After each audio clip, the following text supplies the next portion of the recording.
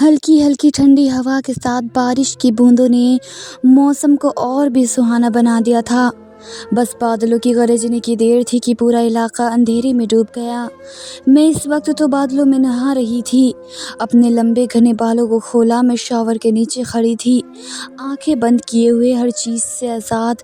ठंडा ठंडा पानी मेरे सफ़ेद दूधिया वजूद पर फिसलता जा रहा था। ये मेरा सबसे पसंदीदा काम हुआ करता था। रात को सोने से पहले मैं ठंडे पानी के नीचे खड़े होकर अपने जिस्म को सुकून दिया करती थी। अभी आंखें बंद करके अपने आसपास से बेपरवाह होकर ठंडे पानी से नहाते हुए खुद को हर थकान से आज़ाद कर रही थी। धीरे धीरे बाहर का मौसम अचानक बदलने लगा था। ठंडी हवाओं का जोर पड़ने लगा था। बारिश की बूंदों में भी तेज़ी आने लगी थी। बादलों की गड़गड़ाहट की आवाज़ भी बढ़ चुकी थी। अभी कुछ देर पहले जो ये मौसम सुहाना लग रहा था, लेकिन जैसे जैसे मौसम की मिजाज बदल रहे थे, अब ये डरावना लगने लगा था। लेकिन मैं अब भी हर तरफ से लापरवाह होकर नहाने में मगन थी, इस बात से बेखबर कि अभी कुछ देर बाद एक ऐसा हादसा होने वाला था जो मेरी पूरी ज़िंदगी का रुख पलट कर रख देगा। जैसे ही अचानक बादल ज़ोर से गरजते तो मैं डर के मारे अपने आप में ही सिमट गई। जब आंखें खोली तो चारों ओर अंधेरा था। मुझे शुरू से ही अंधेरे से बहुत डर लगता था। घबराते हुए मैंने जल्दी से शावर बंद किया, अंधेरे में ही अपना हाथ बटन की तरफ बढ़ाया। ओफो! एक तो लाइट को अभी जाना था, 2 बूंदें गिरती नहीं कि बिजली वालों को फ्यूज़ उड़ जाता है। मैं मन मन में ही बड़बड़ाई। लाइट जाने की वजह से मेरा मूड पूरी तरह ऑफ हो चुका था, क्योंकि अभी मेरा नहाने का और इरादा था, लेकिन अब लाइट नहीं थी तो मैंने नहाने का इरादा छोड़ दिया। जैसे ही इसने हाथ टॉवल की तरफ बढ़ाया, टॉवल मेरे हाथ से छूटकर नीचे गिर गया। घबराहट के मारे मैं सिमट कर खड़ी रह गई।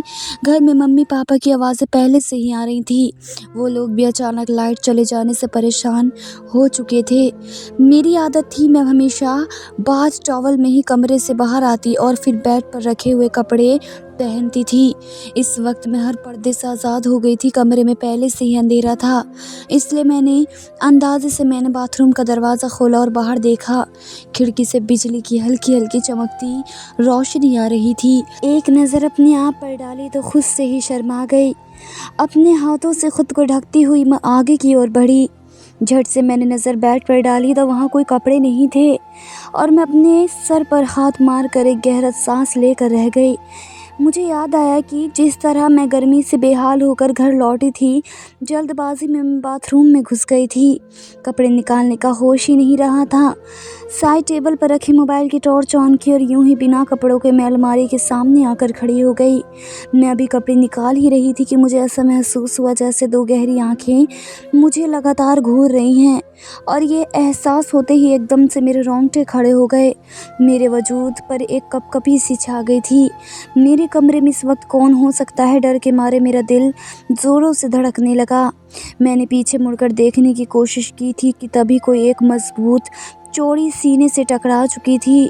जैसे ही मैंने सामने देखा और सामने जो खड़ा था, इसे देखकर मेरे पैरों तले ज़मीन खिसक गई और एक आसमान चीरती चीख मेरे गले से निकलने ही वाली थी, लेकिन अगले ही पल वो एक हाथ मेरी बेपर्दा कमर पर रख चुका था और दूसरा हाथ मेरे होठों पर रखकर मेरे बेहद करीब आ गया। हम दोनों के जिस्म में एक दूसरे में जैसे जो कुछ हुआ था, इतनी जल्दबाजी और अचानक हुआ था कि किसी को कुछ समझने का मौका ही नहीं मिला था। मेरी बड़ी बड़ी आंखें डर के मारे और भी बड़ी हो गई थी। वे मुझे अपनी बाहों में जकड़े इसकी आंखों में देख रहा था। मोबाइल तो कब का ज़मीन पर गिर चुका था और कमरा अंधेरे में डूबा हुआ था। मेरा तो जैसे दम घुटने लगा था। मुझे अपनी सांसें रुकती सी महसूस होने लगी थी। मैं बिना पानी की मछली की तरह तड़प रही थी।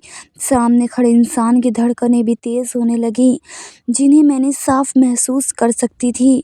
धड़कनें तो मेरी भी तेज़ रफ्तार ट्रेन की तरह भाग रही थी, जिन्हें सामने मौजूद इस इंसान ने भी साफ महसूस कर लिया था।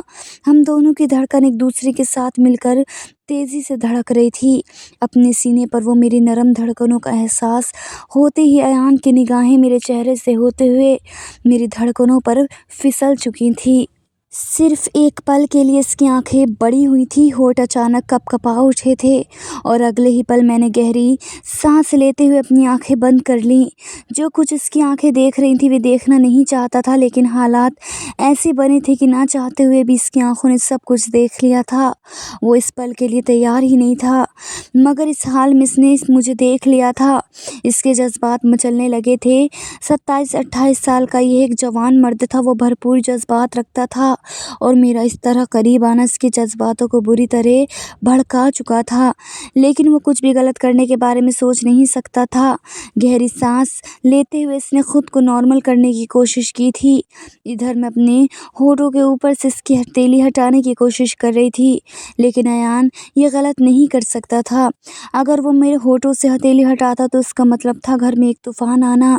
जिस हालत में हम दोनों खड़े थे, इस हालत में हम दोनों को कोई भी देख लेता तो दोनों की इज्जत पर सवाल उठ सकते थे और इसे अपनी इज्जत बहुत प्यारी थी।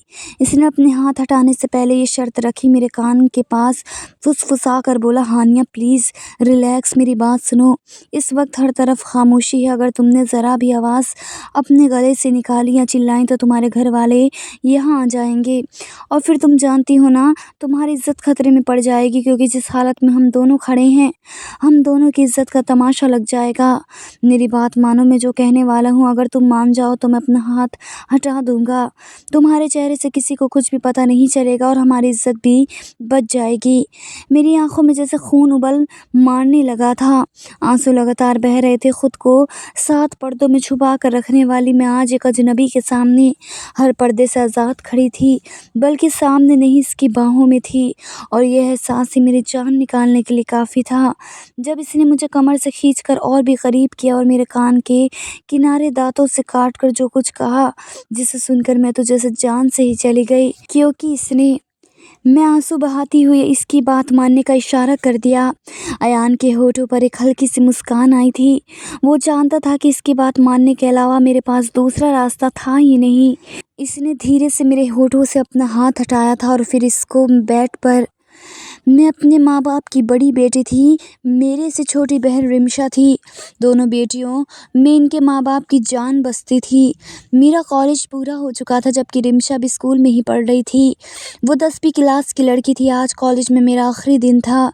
यहाँ ग्रैंड पार्टी रखी गई थी। मेरी सारी सहेलियाँ फुल मेकअप करके तैयार खड़ी थी। पैंट शर्ट जीन्स जूते कपड़े जिनसे इनके जिस्म की छिलके साफ नज़र आ रहे थे, खुले बाल और इस पर स्लीवलेस टॉप्स जहाँ पर नज़र आती हुस्न ही हुस्न बिखरा हुआ था।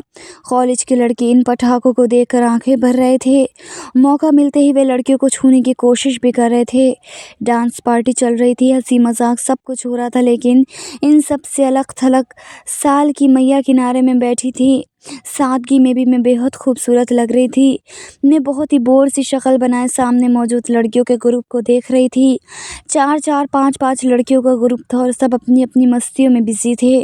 कोई अपनी बॉयफ्रेंड के साथ बातें करने में बिजी था, लेकिन मुझे इन सब में कोई दिलचस्पी नहीं थी, इसलिए मैं अपनी टेबल पर अकेली बैठी पूरी तरह बोर हो रही थी।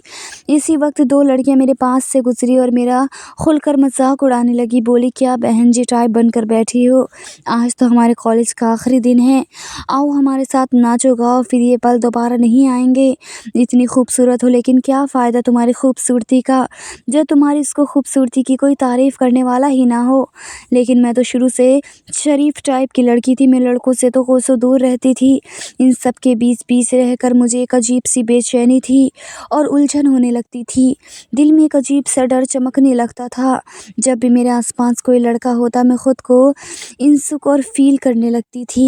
मैंने जल्दी से इन दोनों लड़कियों को इनकार कर दिया और सबसे अलग दूर बैठकर लड़के लड़कियों को हंसते मुस्कुराते देखती रही। वो लड़कियां मुंह बनाते हुए चली गईं। मैं कॉलेज की टॉप स्टूडेंट में से एक थी। पार्टी के ख़त्म होने के बाद मैं कॉलेज से बाहर निकली। अपनी सहेलियों को खुदा हाफिज़ करके जैसे ही आगे बढ़ी तो देखा बस तो कब की जा चुकी थी।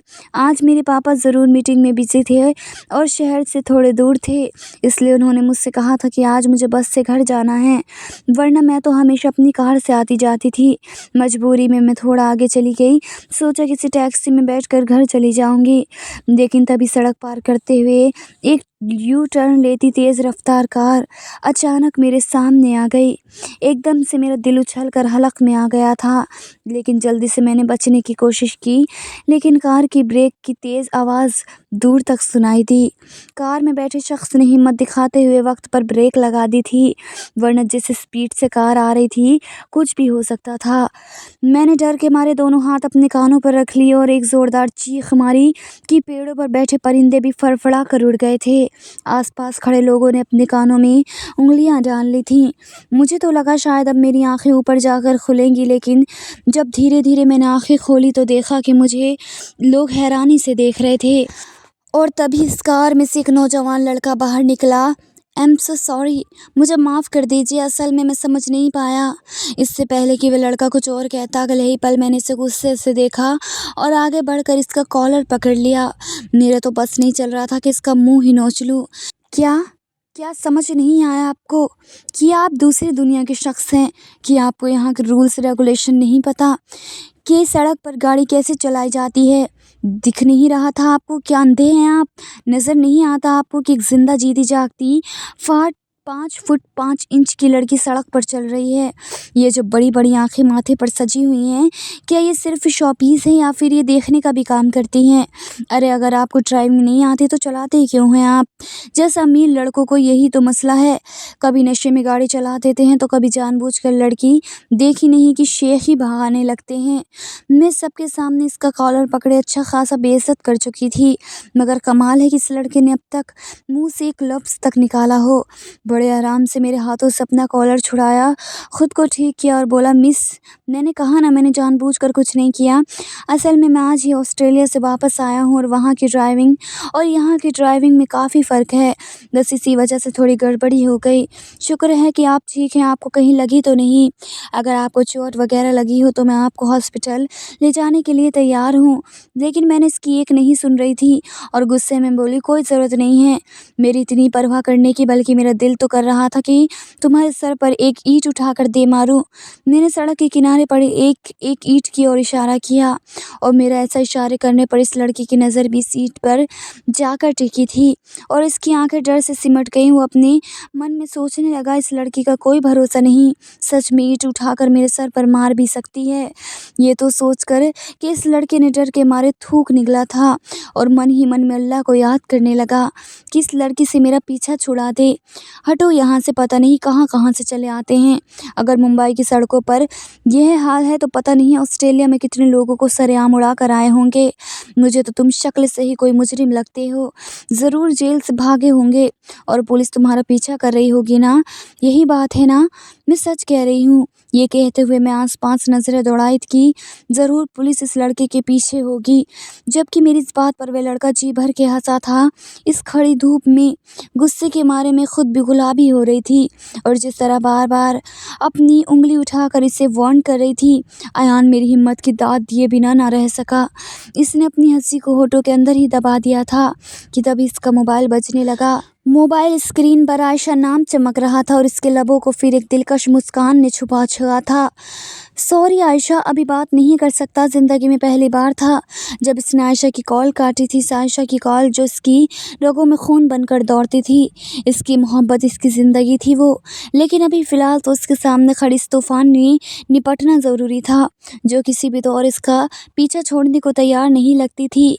फ़ोन बंद करके इसने जेब में डाला और बोला, मिस, मैं बार बार आपसे एक ही बात कह रहा हूँ कि मैं माफ़ी चाहता हूँ, लेकिन फिर भी अगर आप चाहें तो मैं आपको इसकी भरपाई के पैसे भी दे सकता हूँ। बताइए कितने पैसे चाहिए आपको?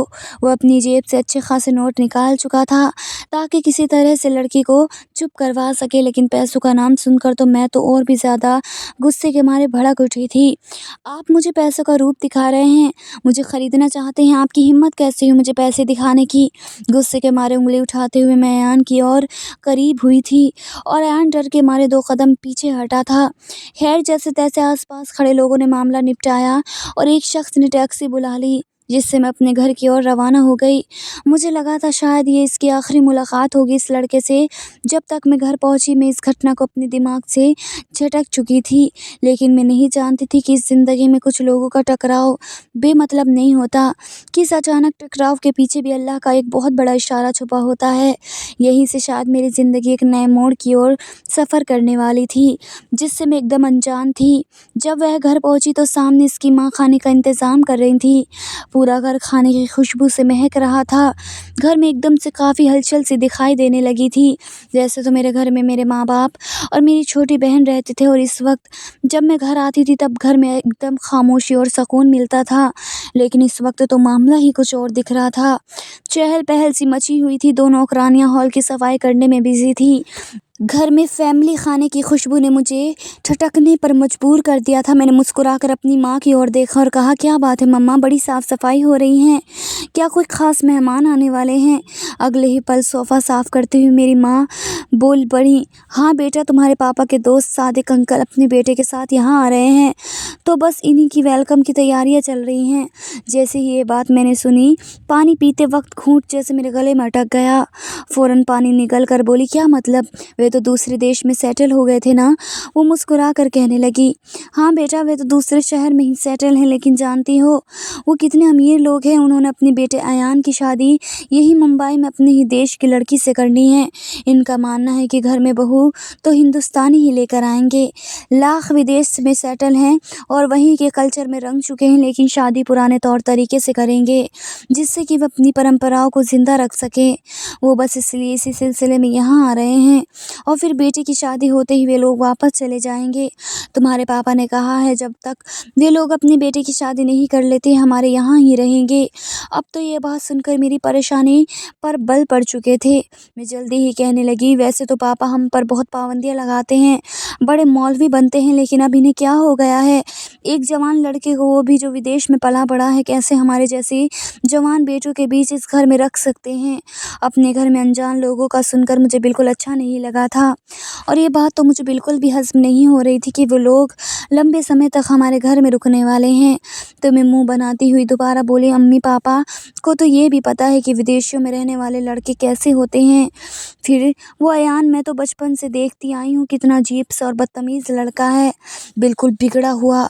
इसके माँ बाप तो वैसे भी इस पर ध्यान नहीं देते थे, और अब तो इसकी माँ भी नहीं है, माँ के बिना पला है, ना जाने कैसी आदतें होंगी इसकी।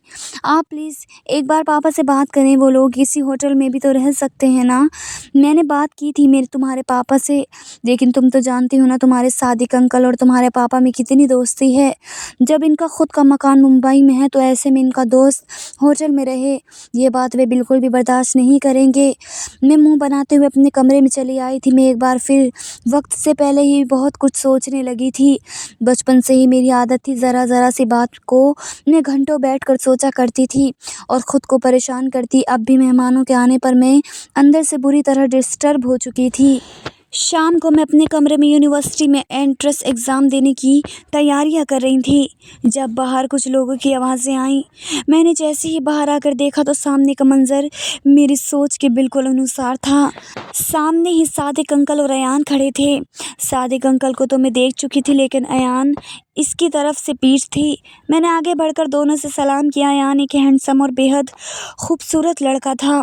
ऐसा ही इसकी खूबसूरती, जादू भरी पर्सनैलिटी देखकर हर कोई इसका दीवाना हो जाए। दोनों की नज़रें एक पल के लिए एक दूसरे से मिली थी और अगले ही पल मेरा चेहरा लाल हो चुका था। इसके चेहरे को देखकर पहचान की चमक उभरी थी। मुझे इस तरह सामने देखकर वे बुरी तरह हैरान और परेशान भी हुआ था।